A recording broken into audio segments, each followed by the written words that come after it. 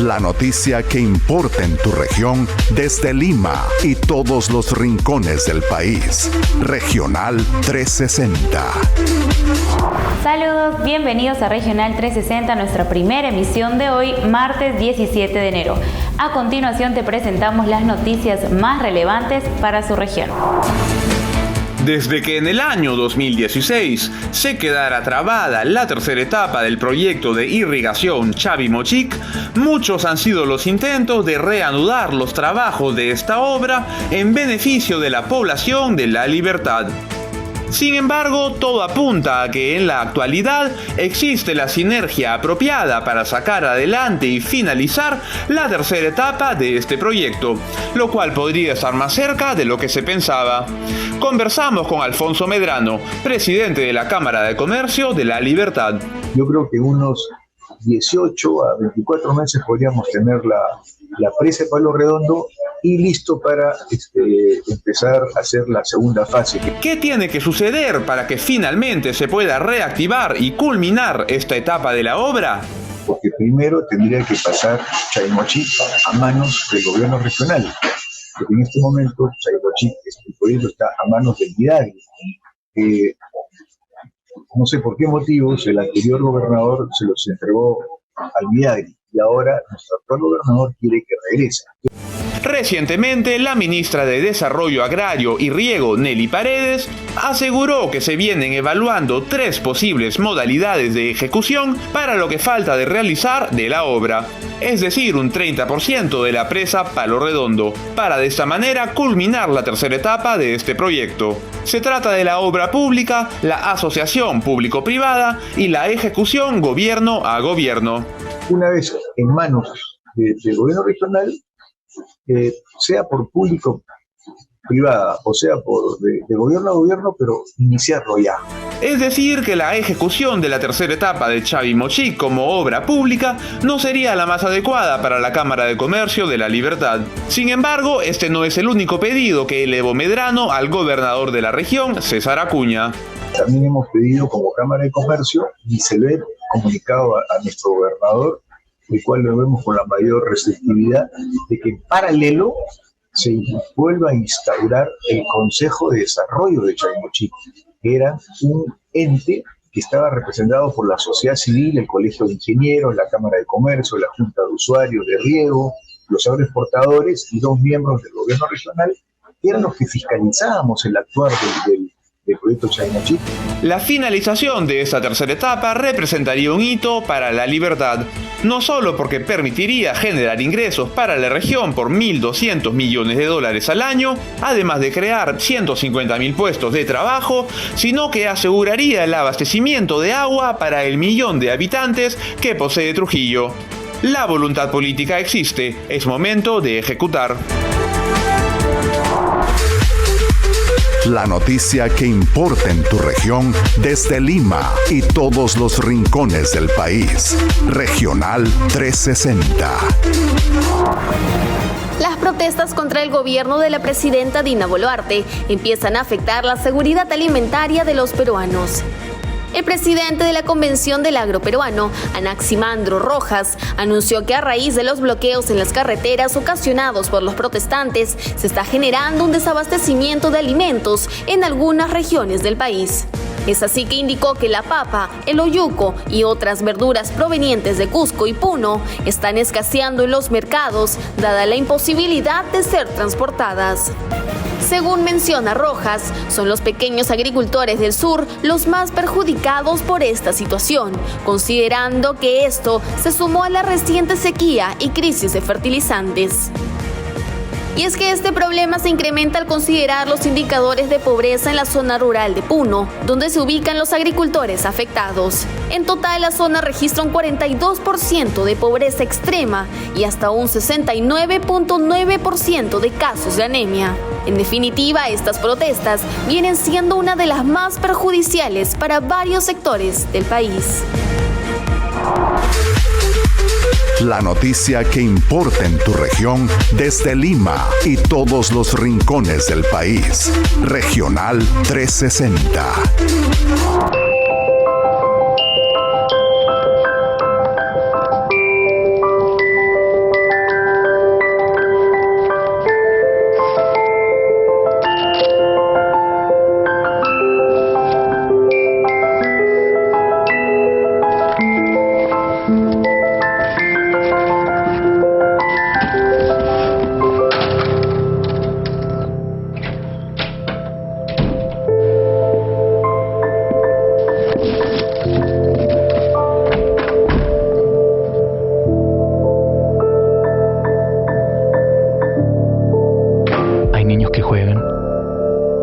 invisibles. No a los gritos, insultos y golpes. Con violencia no se aprende. Ponte en su lugar. UNICEF, por los derechos de los niños. El Perú está enfrentado, una rivalidad que se vive al interior de las regiones que se levantan contra el gobierno y que se extiende en todo nuestro territorio. Las manifestaciones no cesan y el grito de quienes exigen un cambio urgente y radical sigue encontrando eco, pero también ha empezado a despertar el clamor de quienes piden el cese de violencia. Se puede ver, en cambio, la otra postura, que es una de cansancio, una que está sacudiéndose de un letargo,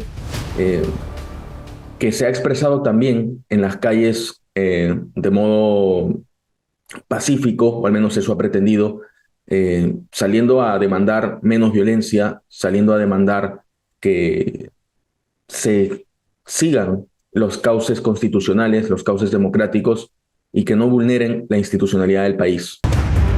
Este pedido, sin embargo, no significa para la población estar de acuerdo con el estado actual ni dejar de exigir un cambio. El sentir desde el sur del país es de desaliento y hartazgo, un llamado que ha surgido en el entorno rural y que ha tomado el espacio urbano para exigir ser escuchados.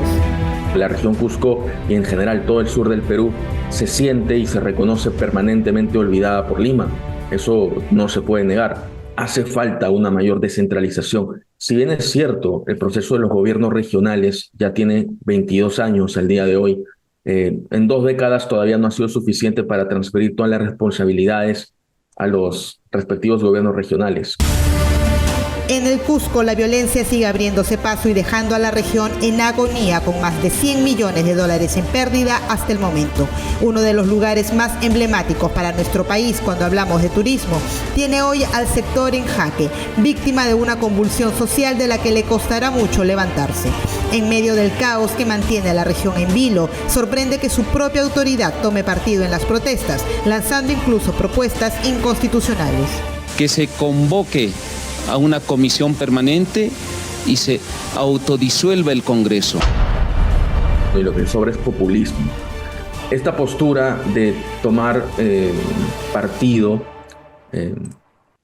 de modo que respalde, incluso hay algunas sospechas, el fiscal de prevención del delito tendrá que hacer las indagaciones al respecto, algunas sospechas de que la propia autoridad regional ha ofrecido y ha brindado instalaciones públicas, tales como el Estadio Garcilaso, para albergar y refugiar a manifestantes venidos de otras provincias del Cusco. El rol de las autoridades resulta fundamental en momentos de crisis, pues resultan siendo protagonistas en medio del conflicto. No existe en las regiones un liderazgo político que dirija con responsabilidad a la población. La ausencia de liderazgos políticos, de liderazgos ciudadanos, que puedan precisamente encauzar esta inquietud de la ciudadanía cusqueña. De existir un liderazgo que pudiese agrupar esta voz de no solo el lamento por ser rezagados por Lima, sino también la intención de una reactivación económica adecuada y de mantener los cauces políticos, constitucionales, democráticos, Cusco ciertamente tendría otro talante ante el país. Cusco, como las demás regiones del sur del país, apenas sobreviven al paro y los bloqueos, sectores económicos en riesgo y una sociedad polarizada. El escenario de las rutas de salida sigue en debate a nivel político, mientras que el Perú se desangra por una solución que parece aún lejos de llegar. Más demandas en medio de la crisis. La Unión de Gremios del Perú emitió un comunicado frente a las protestas y enfrentamientos registrados en las últimas semanas en varias regiones del país, exigiendo que se alcance la paz social para garantizar el derecho al trabajo de todos los peruanos. El conglomerado de más de 150 organizaciones de la micro, pequeña, mediana y gran empresa de todos los sectores y regiones del país indicó que durante los últimos 10 días de protestas en regiones como Puno, Cusco y Madre de Dios se han perdido más de 1.000 millones de soles, perjuicios que afectan los ingresos de los peruanos que necesitan y quieren trabajar en los sectores de comercio, servicio, turismo, agricultura y ganadería familiar. En ese sentido, indicaron que cada uno de los miles de trabajadores han visto amenazado su medio de subsistencia. Por lo tanto, recalcaron la necesidad de proteger la integridad de las personas que quieren trabajar, así como de todo centro laboral. Es así que reafirmaron su respaldo a la Policía Nacional y las Fuerzas Armadas, quienes tienen como función garantizar el orden y seguridad de todos los peruanos. Finalmente, la Unión de Gremios del Perú lamentó la pérdida de las más de 40 vidas durante los enfrentamientos. Pero lo que sí creemos es que el país necesita de una vez por todas que esto se tranquilice y que pare la agresión, pare la violencia. Este fue el llamado del presidente del Consejo de Ministros, Alberto Otárola, durante una entrevista en un programa dominical a los que protestan contra el gobierno. Ante los cuestionamientos sobre la acción del gobierno en los enfrentamientos ocurridos en las últimas semanas entre manifestantes y fuerzas del orden que causaron varias muertes, el premier Otárola defendió el rol de la policía. Artículo 166. Tiene por finalidad fundamental garantizar, mantener y restablecer el orden interno. Ese mandato que como gobierno nosotros tenemos. Tenemos la obligación de restablecer el orden interno. Además, señaló que siguiendo el reglamento de la Policía Nacional que regula el uso de las fuerzas en protestas civiles, se harán las investigaciones necesarias para hallar responsabilidades individuales. El personal de la policía puede usar un arma de fuego cuando sea estrictamente necesario. Estrictamente necesario. Sí. Y en defensa propia o de otras personas en caso de peligro real inminente de muerte o lesiones graves. Ya, pero en ese contexto es que se tienen que realizar las investigaciones del Ministerio Público, caso por caso. Gran parte de la violencia desatada en las protestas en el sur se debe al pedido persistente de los manifestantes para que Dina Boluarte renuncie a la presidencia de la República. Al respecto, Otárola descartó de plano que esta sea una salida a la actual crisis. Si a quienes dicen que renuncia la señora Boluarte, ¿qué cosa es lo que sucedería? Vamos a explicarlo muy sencillo. Tendría que asumir el presidente del Congreso. Sí. Tendría que convocar elecciones. Habla de que no sería William, sino que buscarían un tercero, ¿no? Sabemos que hay por ahí también algunas personas que están en esa expectativa. Entonces, ¿a qué voy? Tendría que asumir quien sea.